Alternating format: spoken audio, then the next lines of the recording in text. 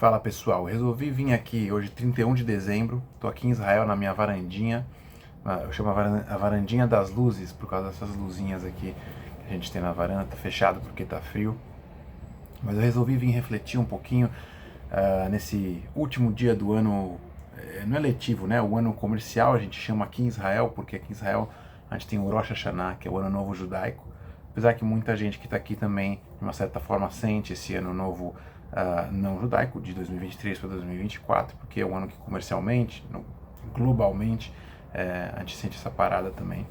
E tenho amigos que estão no Brasil, então a gente acaba recebendo as mensagens de ano novo e etc. É legal ter esse momento. E eu resolvi fazer uma reflexão sobre um assunto que algumas pessoas comentaram comigo. Dá para você falar alguma coisa sobre isso? O que você pode trazer de repente do ponto de vista que a gente tem no canal de desenvolvimento pessoal, profissional e etc., com os momentos que Israel está sofrendo agora, conectando Israel e a guerra e resiliência, um mundo israelense, o judaico e também particular de cada um e lições que a gente pode aprender. Então, um resumo breve do que eu acho que é uma reflexão que fica aqui desse ano, que passou com a guerra e tudo. De novo, aqui no canal, eu não vou entrar profundamente no tema guerra e etc. Eu vou tentar manter no foco, que é achar pontos estratégicos para você ter resiliência, nesse caso, na sua vida. Para o povo ou particular, a gente pode aprender dos conceitos, tá? Aproveita aqui já, deixa o like, se inscreve no canal, deixa comentários, manda mensagens para qualquer tipo de dúvida. Primeira parte, você me perguntaram, Charles, mas não é difícil estar em Israel? Qual é o sentimento e tal? Sim, é muito difícil. Eu, como trabalhando bastante com isso, de trabalhar resiliência em diversos gerentes e líderes de equipe na empresa, me vi numa situação muito complicada, porque, para quem me conhece bem, eu tenho muita identificação com o meu povo judeu e de viver aqui em Israel e ser orgulhoso do que Israel traz para o mundo de benefícios, e ver diariamente, acordar de manhã e ver mais 2, 3, 5, 6 soldados que estão feridos ou morrendo na guerra, fora os que estão, os reféns raptados pelo grupo terrorista Hamas, alguns sendo abusados, alguns que vêm a morrer, vêm a ser assassinados, e os que estão lá agora já praticamente 3 meses, né, desde 7 de outubro, mais de 3 meses, outubro, 7 de novembro, 7 de dezembro, completando 3 meses aí de cativeiro, sendo que tem crianças, tem jovens, tem velhos. A gente não sabe o paradeiro de todos eles, não sabe o paradeiro, não sabe se eles estão todos vivos ou não, ou bem. É um momento muito complicado. E todo dia de manhã levantar e ver que outro soldado, a maioria jovens, né, tá falando de muitos jovens de 19, 20, 21, 22 anos, alguns um pouco mais velhos, que talvez tenham 30 e pouco, 40 anos, todo mundo ajudando lá no exército, e levantar e ver que essas pessoas boas, pagando com a própria vida, é complicado, é bem complicado. Tenho amigo, não tenho familiares agora direto, mas tenho amigos, irmãos que me receberam aqui há 10 anos de braços abertos, alguns da minha idade, cerca de 40 anos de idade, com 5, 6 filhos que estão na guerra, alguns de 50 anos que estão na guerra, lá como reservistas, mas que foram chamados, e os filhos também estão. É realmente uma loucura pra gente que não tem essa cultura, principalmente do Brasil, e essa guerra em si é complicada.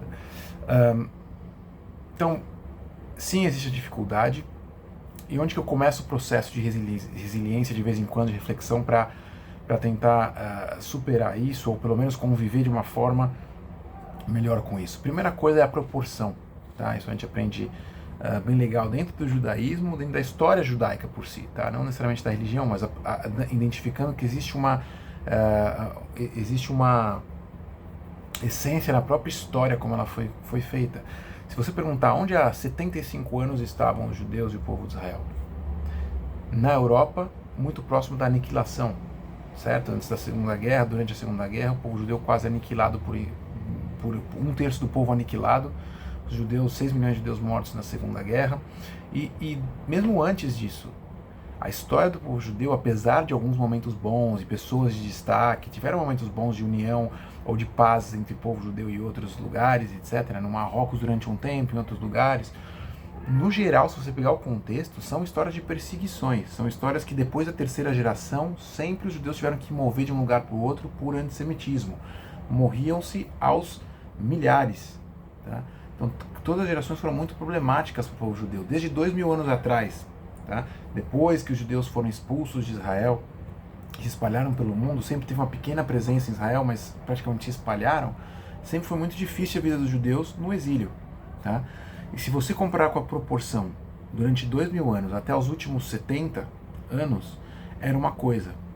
Dali em diante, com o acontecimento do Estado de Israel, ou seja, o retorno dos judeus à sua terra natal com um Estado forte, você começa a ter uma outra proporção da coisa. Nós não abaixamos mais a cabeça, nós temos orgulho de ser quem somos, contribuímos com o mundo. As maiores potências do mundo, como até as potências, não vou deixar juízo de valor, mas do eixo do mal antigo, e hoje onde se está ali Irã e outros países, eles mesmo atacando Israel aqui e ali, jogam bomba e míssil agora no norte também, apesar de tudo isso, eles não entram com uma força total para atacar. Porque Israel tem a potência, mesmo sendo um país minúsculo, com poucas pessoas proporcionalmente, com os 300 milhões de árabes que existem ao redor, eles não ousam levantar o dedo com força, porque eles sabem que Israel tem a potência de ir e acabar com eles. Tá? Então, esse orgulho nacional, essa proporção de que antes morriam-se aos milhares e eram obrigados a ser expulsos, hoje ele mudou. Apesar de uma tragédia, apesar das atrocidades de uma guerra como essa, eu tenho que ter uma hora de frieza e ter a proporção. Porque hoje o meu povo não abaixa mais a cabeça e nós não vamos mais ser aniquilados. Mesmo depois do Estado, na guerra do Yom Kippur e essas primeiras guerras até o antes do 7 de outubro, a guerra do Yom Kippur e a guerra dos 6 dias, os judeus estavam fazendo centenas, milhares de covas em Tel Aviv antes da guerra, que a expectativa era que a gente provavelmente ia perder, e a grande maioria dos soldados iriam morrer, e a gente ia ser dominado. Essa era a expectativa real. Outro tema para outro vídeo, mas milagrosamente e naturalmente ao mesmo tempo vencemos a guerra. Hoje a gente não tem essa expectativa. O judeu hoje, ele, apesar das atrocidades, e apesar das dúvidas de onde a gente está indo, existe uma certeza, uma segurança de que nós estamos seguros. Existe o exército, existem pessoas corajosas, existe hoje mesmo com a internet uma guerra midiática para a gente trazer a verdade, para as pessoas entenderem o que está acontecendo. Eu vejo barbaridades nas notícias, infelizmente, no Brasil, sem conhecimento de causa. Enfim, mas pegando a proporção como um dos pilares da resiliência, entendendo onde estávamos antes do Estado e, apesar das atrocidades, onde estamos hoje. Tá? Outra coisa que me conecta com a resiliência também é os próprios soldados, os soldados que estão dando a vida, deram a vida, ou estão indo agora para o campo de batalha, as pessoas, mesmo civis, que foram feridos e conseguiram de alguma forma sobreviver, etc. Elas mesmas, a vontade dessas pessoas é, para quem não está, contribuam com o país, vão trabalhar, saiam, façam a economia girar. Se você pode ser voluntariar para ajudar um lugar que está precisando de gente para colher, para colheitas, vai ajudar. Na sexta-feira, no Shabat, continuem se unindo com as famílias, cantem, celebrem que a gente tem o Estado judaico, celebrem que o nosso povo judeu está vivo, não fiquem só simplesmente no canto escuro, baixo, se lamentando. Não, aproveitem o que nós temos, que nós estamos indo lá para defender vocês. Tá? Os próprios que estão lá contribuindo na frente de batalha nos motivam a seguir motivados no dia a dia. Tá? Um último ponto aqui nessa parte de resiliência que eu acho interessante, para quem estava acompanhando, logo antes da guerra, o povo de Israel, o povo israelense, também estava ali passando por uma questão que acho que é meio que global e mundial, os extremismos de briga de política direita e esquerda. Tá? Extrema esquerda, extrema direita, centro, em cima e embaixo, não importa. Estava num ponto em que mesmo Israel nunca antes se tinha visto as discussões. O povo, eu não acho que ia chegar nesse ponto, mas realmente uma certa parte do povo, pela primeira vez, recusando a ir para o exército porque não concordava se tal governo fizesse tal ação, a reforma do Netanyahu, etc. Vem uma força externa e obriga todo mundo a pôr isso por água abaixo, apesar que está surgindo num extremo aqui, outro ali, é muito pequeno o barulho, todo mundo chegou na conclusão, e essa guerra tem tido esse papel de uma certa forma, de que o extrema-direita e o extrema-esquerda, independente do que pensa, eles falam, peraí, a gente tem um papel em comum aqui, a gente é judeu, a gente precisa desse Estado, a gente é sim irmão um do outro, independente do que a gente pensa. Vamos primeiro encontrar o que a gente tem em comum, e não o que a gente tem de diferente, para depois debater os pontos. Uma inversão de valores interessante no povo, e que eu espero muito que o povo aqui em Israel pegue isso como uma oportunidade. Tá? E eu tenho trabalhado com isso com quem eu posso também, no meu trabalho tem pessoas de diversas vertentes, e a comunicação se abriu muito.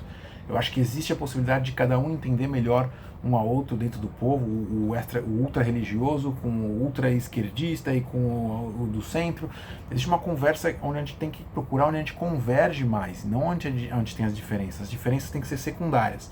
Eu acho que, infelizmente, através da guerra, mas veio esse fator de que o povo está unido de uma forma que também não tinha há muito tempo.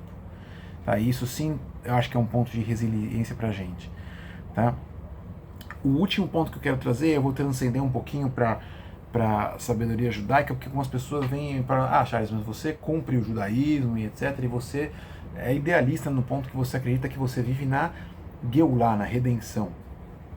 Veja bem, esse assunto redenção, dentro do próprio fora do judaísmo, eu acho que não se existe um conhecimento profundo do que seja, e mesmo dentro do judaísmo falta um pouco de estudo mais aprofundado sobre isso, tá? Existe um conceito muito interessante que sim se aplica também na nossa vida, pode ser profissional, particular, quando você quer entender o que significa um conceito de uma coisa, e às vezes não é fácil, joga pro oposto. Tenta entender o que é o oposto daquela coisa. Então, se eu estou falando que eu estou na redenção, para eu te explicar a redenção, deixa eu te explicar brevemente o que é a não redenção. Se eu conseguir entender o que é a não redenção, o que é o exílio, talvez eu vou entender um pouco melhor o que é a redenção. E para os sábios judaicos existe o famoso Maharal de Praga e outros que explicam o seguinte: a não redenção, ou seja, o exílio, o povo judeu no exílio, significa o quê? Que nós fomos expulsos da nossa terra, ou seja, estamos dispersos entre outros povos. Tá? Não existe uma minoria judaica, mas não existe mais governo sobre a terra de Israel, e os judeus estão espalhados, e esse é a maior mancha no nome de Deus. Se eu sei que isso é exílio, redenção significa união do povo judeu na terra, de volta à terra de Israel, com um governo do povo judeu na terra de Israel. Ou seja, não depende nem mesmo de uma maioria ou de impor regras religiosas, nada disso. Tá? Independente do nível de religiosidade ou cultura do povo, independe disso. Num estágio mais avançado, as pessoas têm que entender que existem dias de início de redenção, os dias da redenção e os dias da redenção completa, e cada um tem seus detalhes. Não é o momento aqui no canal, não é esse o foco, mas se tiver dúvidas, mandem, eu posso criar mais conteúdo sobre isso. O foco aqui, no meu ponto de vista, eu entendo que apesar das dificuldades, apesar das atrocidades que a gente vem vivendo, no Tanar, nos livros da nossa sabedoria judaica, está escrito que o povo judeu em algum momento vai voltar dos 4 cantos da terra de volta para Israel. E é o que a gente vê, judeus russos, marroquinos e agora depois brasileiros, judeus espalhados em todos os cantos durante 2000 anos, se juntando com um ponto único em comum, que é o nosso antepassado de ser judeu. Tá escrito também na nossa Torá, nos nossos livros, de que essa terra desértica milagrosamente vai voltar a dar frutos. Hoje a gente tem frutos que se exportam, hoje a gente tem povo judeu voltando a viver aqui nos 4 cantos, a maioria do povo judeu está aqui, a língua hebraica, ela renasce aqui. Tá? Então eu acredito que isso também é mais um ponto final para minha resiliência, para o meu ponto onde eu falo, ok, não está longe de estar perfeito, vai em altos e baixos como na vida pessoal de cada um, mas eu tenho que tentar enxergar o que eu tenho que tentar enxergar aqui. Se eu buscar como era, proporcionalmente, como eu falei no início do vídeo, e para onde estamos indo, eu tenho que ter essa fé de que a gente está indo para um caminho melhor e fazer a minha parte de contribuir para que as pessoas vejam isso. Tá? Então fica a minha reflexão, já ficou bem comprido esse vídeo, espero que a mensagem tenha ficado clara e seja a melhor versão de você mesmo agora em 2024, e estamos aqui juntos para seguir em frente. Um abraço, é isso aí.